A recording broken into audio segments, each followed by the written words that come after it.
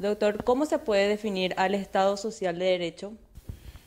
Bueno, realmente el Estado Social de Derecho es una creación genial del género humano, porque en la antigüedad había que protegerse, ¿verdad? O sea, tenía por finalidad, en primer lugar, la vida, la libertad y la seguridad de todos. Bueno, este concepto fue evolucionando, pasó por diversas culturas, pero hoy en día, bueno, lo más moderno sería el concepto de Estado Social de Derecho justamente. Y para entender un poco el Estado Social de Derecho, tenemos que pensar en primer lugar lo que fue el Estado liberal o el Estado constitucional, también como le llaman otros, ¿verdad? Este Estado liberal partió de la idea de que la norma, la ley, debe estar por encima de todos y debe gobernar tanto a gobernantes como a gobernados. Eh, y esto, bueno, se perfeccionó básicamente en la Revolución Francesa, aunque es muy anterior, surge en Inglaterra realmente, aunque se perfecciona para nosotros los que seguimos el derecho continental en la Revolución Francesa. Ahora, esto después claramente se vio que era insuficiente. ¿Y por qué era insuficiente? Porque periodos de la historia eh, se dieron cuenta fundamentalmente en Europa y también en los propios Estados Unidos de que había una explotación del hombre por el hombre, ¿no? Y había que evolucionar los derechos y que ya no era suficiente que el ciudadano esté constreñido a la norma o que el Estado solamente protege la igualdad normativa, sino que había que proteger otros derechos, como por ejemplo la educación, la salud, etc. Entonces, concebir hoy en día al Estado Social de Derecho sin todos estos beneficios para la ciudadanía sería no comprenderlo. El desafío entonces para el Paraguay, que ha optado por un Estado Social de Derecho, es pasar de lo meramente normativo a otra nueva dimensión, que es el cumplimiento, bueno, y el rescate de algunos derechos que son inherentes a la personalidad humana, no solamente la igualdad, la libertad, sino también la educación, la salud, la vivienda y tantos otros derechos, ¿no? Así yo comprendo el Estado Social de Derecho. Doctor, ¿cómo se concibe ahora el gobierno de las leyes en la actualidad? Bueno, el gobierno de las leyes es claramente como les dije en la respuesta anterior, es una consecuencia del Estado constitucional, donde gobernantes y gobernados debemos ser medidos todos por una misma norma, una misma vara, ¿verdad? Cada uno conforme a su representación. Los gobernantes, bueno, están compelidos al cumplimiento de un mandato que realiza la ciudadanía a través de las votaciones, ¿verdad? Sin embargo, los gobernados, bueno, tenemos que cumplir otro rol, que es, bueno, el de convivir pacíficamente, el de trabajar por la sociedad, el de trabajar, eh, pagar nuestros impuestos, etcétera, etcétera. Entonces, hoy en día, para hablar de gobierno de las leyes, deberíamos de pensar fundamentalmente en ir propendiendo hacia la igualdad de ciudadanos y de la responsabilidad de los gobernantes. Sería esto para mí en concreto. Doctor, ¿qué entiende por soberanía popular? Bueno, soberanía popular es un concepto jurídico, pero también es un concepto político. Desde una perspectiva meramente política, podríamos decir que la soberanía popular se ve realizada en el conjunto de voluntades de los ciudadanos aptos para votar que dan un mandato y que legitiman a través de ese mandato, bueno, por ejemplo, a una norma, a un gobierno, etc. Pasa que nuestro país es una democracia representativa, no una democracia directa. Por tanto, los gobiernos representativos le otorgan mandato a un delegado, en este caso puede ser un presidente de la República, a un congresista, que van a encargarse de o administrar el país o dictar las leyes. Entonces, para comprender el valor político de la soberanía popular, tendríamos que pensar en el concepto de legitimidad, ¿verdad? Es lo que va a dar realmente el conjunto de voluntades, repito, de los ciudadanos, va a dar legitimidad a un presidente de la República o a un Congreso para dictar normas que hacen a la realidad nacional. Ahora, desde un punto de vista meramente jurídico, la soberanía popular se expresa a través del voto directo, igual y secreto, y tiene como fin justamente, podríamos decir nuevamente, la legitimidad de las autoridades nacionales. Pero no hay que descartar justamente este concepto, ¿verdad?, de legitimación que realiza a través del voto popular. Y la soberanía tiene una cantidad de enemigos, una cantidad de distorsiones. Por ejemplo, hoy en día estamos discutiendo muy fuertemente en el derecho electoral la posibilidad de que los votos sean múltiples y de escogencia, digamos, particular. O sea, yo puedo escoger a cualquiera de una lista y esa persona va a ser el que me represente más fielmente a mí, según mi gusto, ¿verdad?, o mis preferencias políticas. Entonces, la soberanía popular pasa por una buena ley electoral y esa ley electoral debe, a mi modo de ver, asegurar todos los modos o todos los pensamientos políticos que existen en una sociedad. Si algún pensamiento político se excluye, digamos, de esa participación, la soberanía popular va a ser un poco menos pura de la que todos deberíamos de pensar que necesitamos para tener una democracia realmente representativa, auténtica y legítima. Doctor, ¿puede existir un Estado social de derecho si no está reconocido en la Constitución y en un ordenamiento jurídico positivo?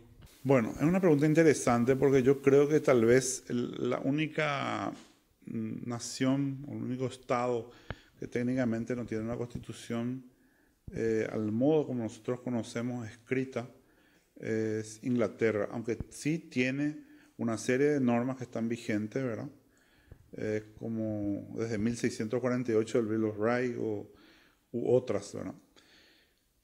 No obstante, creo que es fundamental que los estados establezcan a través de sus constituciones el Estado social de derecho y que pueda, por lo menos como programa público o como programa constitucional, puedan estar en esas normas y como anhelos que tenga la nación quedar prefigurados en esa norma, y a partir de ahí que los gobiernos que se sucedan, bueno, tengan un norte, un camino cierto al que puedan ir llegando, ¿verdad?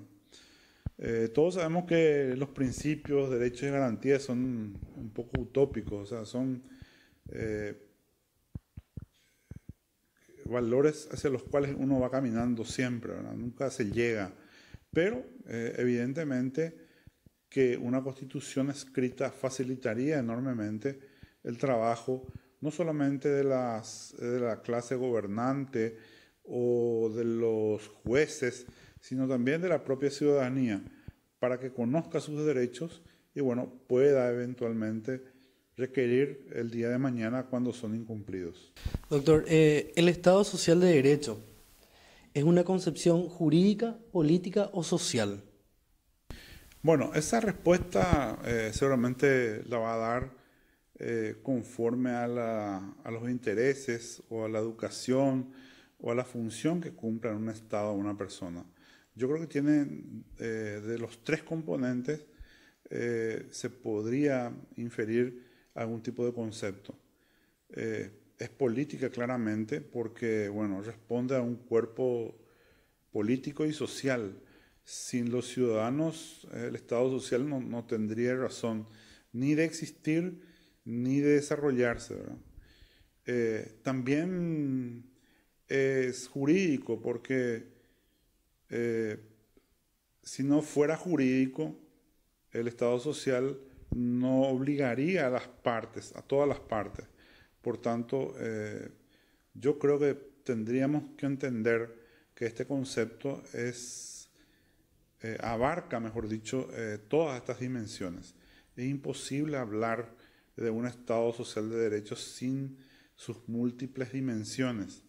No sería un Estado social legítimo y al cual los ciudadanos podríamos requerir permanentemente si es que éste no está plasmado en una norma jurídica o si es que no tiene la legitimación social de los ciudadanos. Por tanto, yo creo que todas las dimensiones que referías en tu pregunta son importantes para entender el concepto desde sus diferentes facetas, y así podemos lograr, me parece a mí, un Estado más realista. Si no fuera así, sería muy utópico, muy irreal y no tendría mayor efectividad. Doctor, ¿cuáles son las formas en las que opera teóricamente el Estado social de derecho en nuestra sociedad? Cuando hablamos de operaciones del Estado social de derecho, estamos pensando normalmente en gobiernos y por tanto el Estado social de derecho opera a través de políticas públicas. Estas políticas públicas deben ser realizadas por los gobiernos y deben ser legitimadas normalmente por los congresos, ¿verdad? Ahora, o la ciudadanía misma. Digo yo por los congresos porque muchas veces requieren la sanción de una ley que pueda entrar a obligar al conjunto social, como por ejemplo fueron las políticas públicas sobre niñez y adolescencia, ¿verdad? Que se vieron esas políticas públicas plasmadas al inicio del Código de la Niñez y la Adolescencia. O a veces no, a veces simplemente esas políticas públicas surgen de los diversos ministerios, Ministerio de Educación, de Salud, de Justicia, y deben ser legitimadas por la ciudadanía. O sea, estas políticas no debieran, a veces no se cumplen porque no se socializan debidamente. La ciudadanía no sabe a qué puede acceder con estas políticas públicas porque se hacen entre cuatro paredes. Y esta es justamente la tentación, ¿verdad?, de la clase política.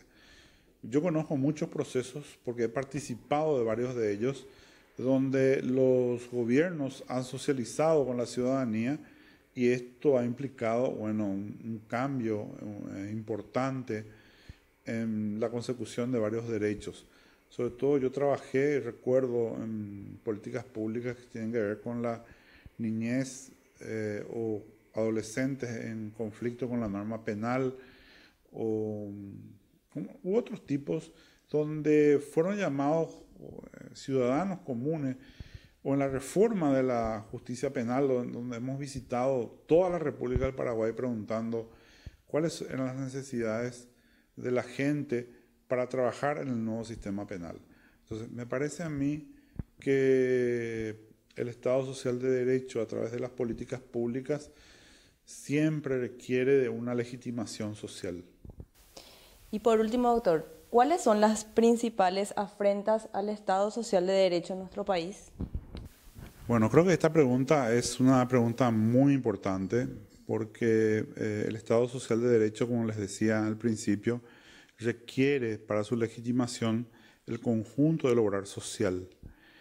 Y las principales afrentas que se pueden dar al Estado social de derecho en un mundo moderno como hoy son, por ejemplo, la falta de transparencia en los órganos públicos, la falta de independencia en el Poder Judicial, el desatendimiento de las políticas públicas por parte del Poder Ejecutivo.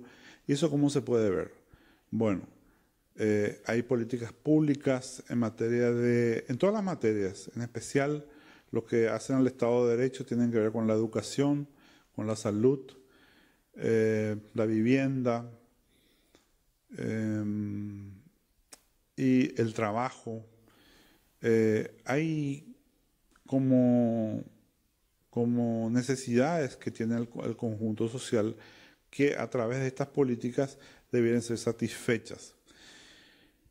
Cuando uno llegaba hace 2000 años, quiero comentarle esto porque me parece muy importante, a la ciudad de Roma, uno al entrevistarse con cualquier ciudadano podía entender que en primer lugar ellos tenían acciones para lograr un derecho y no un derecho simplemente a la vivienda, a la educación, a la salud, etc. Es lo que se llama hoy derechos subjetivos, ¿verdad? Entonces, un ciudadano romano, si viniera y leyera nuestra Constitución, jamás entendería que exista el derecho a la educación, a la salud, al trabajo, etc. Y haya ciudadanos, por ejemplo, que no tengan trabajo, no tengan salud, no tengan vivienda, ¿verdad? Entonces, el desafío, me parece a mí, de cada gobierno nacional es estrechar los conceptos que a veces se quieren separar de derecho a y el derecho propiamente. O sea, yo tengo derecho al trabajo y el trabajo que no me llega, ¿verdad? Bueno, este es el desafío de cada gobierno. No quisiera hablar de afrentas por eso directamente, pero sobre todo en materia del gobierno nacional debería estar abocado justamente a este tipo de políticas. Y también no quise dejar de lado, porque es un tema que nos toca directamente, el tema de la independencia judicial. Me parece que la independencia judicial es el valor más importante que tiene el sistema de justicia. Si se viola la independencia externa o interna del Poder Judicial, bueno, entonces directamente no hay justicia. Y se puede violar esto, sí, se puede violar fácilmente, ¿verdad? Por eso es que abogamos hace ya unos años, yo en particular hace unos años, por la implementación de la participación ciudadana en el sistema de justicia. ¿Qué significa eso? Ponerle a los ciudadanos a juzgar a través del sistema de jurados, ¿verdad? Me parece que es una solución, ¿no? Me gusta hablar un poco más de la solucionática de la problemática que la problemática, ¿no? No sé si se entiende, ¿verdad? Entonces, en el sistema de justicia hay elementos que nuestra Constitución permite que podríamos utilizar, como la participación ciudadana en la resolución de conflictos penales, para tener una mayor calidad de justicia, me parece a mí. Quería dejarle este pequeño mensaje, ¿verdad?, al final, porque me parece muy importante que comencemos, sobre todo los jóvenes, a pensar en otros modos de resolver nuestros conflictos. Fundamentalmente, bueno, iba a decir en materia penal, pero en todas las áreas, ¿verdad? En todas las áreas. Porque hoy en día tenemos una justicia altamente cuestionada y a partir de la participación correcta y concreta de la ciudadanía, yo creo que podríamos mejorar estos estándares de inquietud que tiene el común ciudadano. Muchas gracias.